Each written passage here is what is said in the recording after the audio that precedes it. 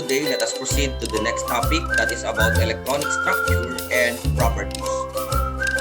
Okay, so for that topic, so we have here the electronic configuration.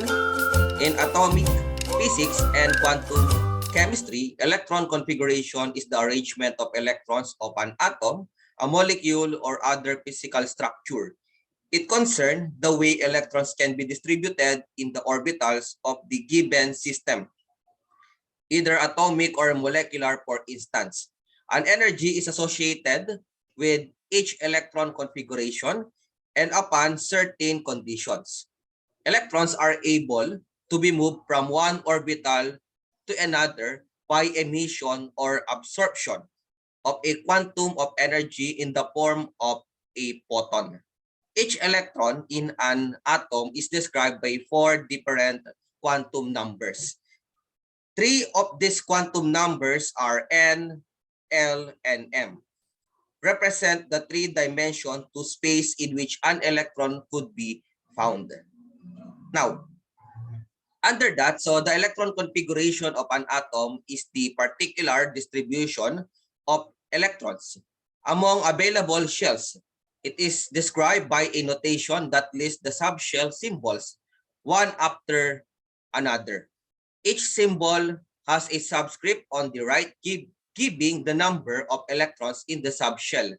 For example, a configuration of a lithium atom, which is it has an atomic number of 3 with 2 electrons in the first subshell, and we have 1 electron in the 2s subshell. It is written as 1s2, 2s1.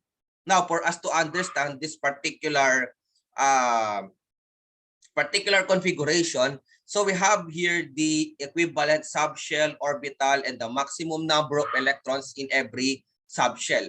For the s subshell, so we have orbital 1 and the maximum number of electrons is 2. For p subshell, so we have orbital 3 and we have 6 maximum number of electrons. For d subshell, so we have 5 orbital and we have maximum of 10 number of electrons. And we have f subshell with orbital 7 with a maximum of 14 number of electrons. Now, in the case of lithium, so we have 1s2, 2s1. So meaning for the 1s subshell, we can only occupy 2 maximum number of electrons. And then for 2s subshell, so we can only put 1 electron. So why? For us to attain the maximum atomic number of lithium, so that is 3. So that's why it could be written as 1s2, 2s1 for us to come up with the equivalent atomic number, which is 3. Okay? Now, the notation for electron configuration gives the number of electrons in each subshell. The number of electrons in an atom of an element is given by the atomic number of that element. One on the left, we have a diagram to show how the orbitals of a subshell are occupied by electrons. On the right, there is a diagram for the filing order of the electrons in a subshell. So that's why if you take a look at the diagram shown, so we have here the subshell. At the same time, we have in the right side the order of the filing order of the electrons for every subshell.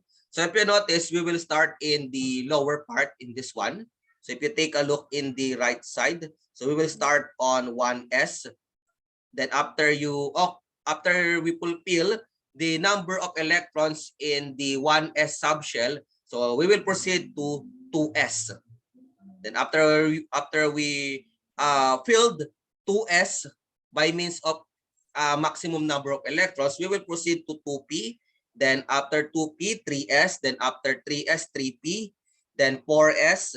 Then 3d, 4p, 5s, 4d, 5p, 6s, 4f, 5d, 6p, 7s, and 5f, 6d, and 7p. Again, we will consider the maximum number of electrons that can fulfill for every subshell. So again, I repeat, for S subshell, so we have 2. For P subshell, so we have 6. For D subshell, so we have 10. And for F subshell, so we have 14. Okay, so that is for the electron configuration under the subshell and the maximum number of electrons. Okay, now for that, so I have here an example. So here are some examples that show how to use the filing order diagram to complete the electron configuration for a certain substance. So I have here some example. So the first one is helium. So for the helium, so the number of the atomic number for helium is 2. So that's why the electron configuration is 1s2. For lithium, so that is we have 3 atomic number, then the electron configuration is 1s2 until 2s1 only. For us to fulfill the equivalent atomic number of lithium. Another is the beryllium. So for the beryllium, so we have 4 atomic number, and then for the electron configuration of beryllium is 1s2, 2s2. And then the next one is the oxygen. For the oxygen, we have atomic number 8.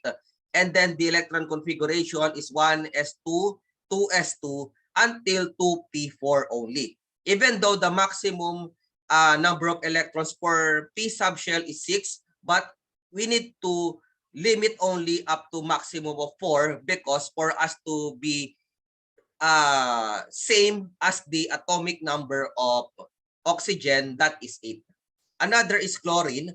For chlorine is equivalent to atomic number 17, and then the electronic or the electron configuration for the chlorine is 1s2, 2s2, 2p6, 3s2 until 3p5 only for us to be equivalent to the number 17 atomic number for the chlorine. And another is the potassium, that is K, which is 19. So we have the electron configuration 1s2, 2s2, 2p6, 3s2, 3p6 until 4s1 only.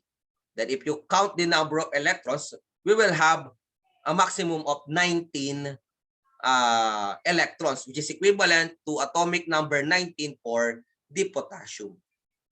Okay, so that is how to write the electron configuration by means of every element with their respective atomic number. Okay, so for that, so thank you for watching and hope to see you in our next video. So thank you so much and have a good day.